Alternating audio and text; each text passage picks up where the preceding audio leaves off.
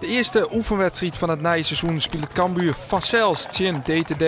Het is een traditie die al meer dan 20 jaar doorgaat en vanzelfs dit seizoen dus ik weer.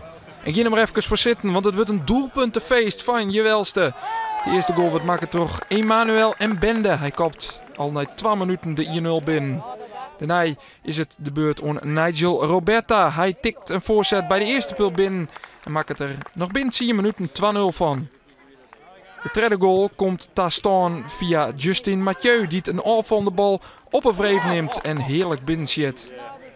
Onder tasje het eeg van een soort jonge fans-ek, maar dan Nigel Roberta waarschijnlijk wat er kan.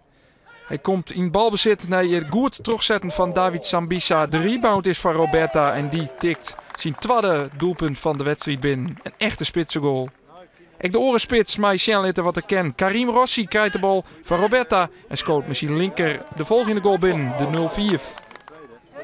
Dan krijgt Matthias Schils de bal voor zijn voeten vanuit het randje van de 16. Hij weet wel wat er daarmee dwam had en pegelt de 6-0 binnen. Nee, goed terugzetten van Tyrone Conrad komt de bal dan voor de voeten van Justin Mathieu, die het echt zijn tweede doelpunt van de wedstrijd maakt en 0 scoort. Voor het skoft maakt het Nigel Roberta dan ik nog 2 goals. Daardoor is het 0-9 het Cambuur de rest in jet. Opvallend weer dat Cambuur deze wedstrijd in een 4-4-2 formatie spelen. Met 2 spitsen dus. Nigel Roberta en Karim Rossi. Ik voel me er prima bij en Karim en ik kunnen elkaar gewoon goed vinden.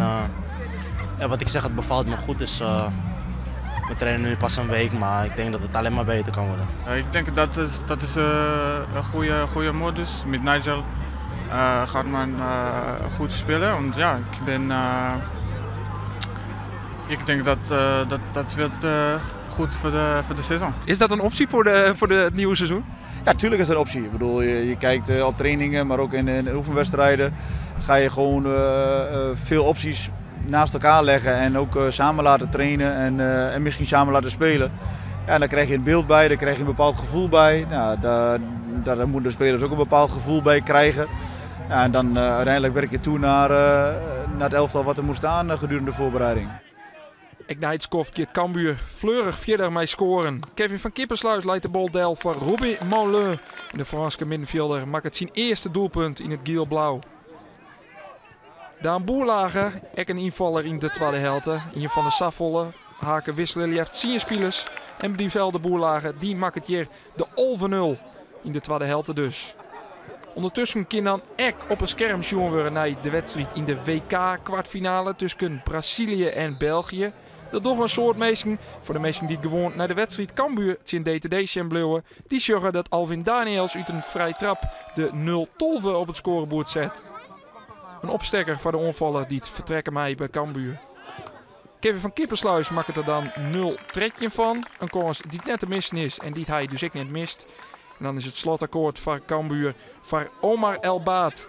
De verdediger die maakt de laatste 2 goals. Deze voor aardig leeg goal. En de laatste dochter naar een mooie combinatie met Kevin van Kippersluis. El Baat maakt er 0 van. En dan is het tiert voor handtekeningen en foto's. Een 15-0 overwinning dus voor Cambuur. Ja, dan kun je wel stellen dat het net al te dreig wie. Had je dat verwacht of had je toch wel iets meer tegenstand verwacht? Ja, weet je, daar kun je altijd moeilijk inschatten. Uiteindelijk gaat het toch om wat je zelf doet. En natuurlijk proberen ze hun huid zo duur mogelijk te verkopen en zo lang mogelijk. Nou ja, dat hebben ze volgens mij ook gedaan. Maar ik denk dat wij gewoon goede goals hebben gemaakt.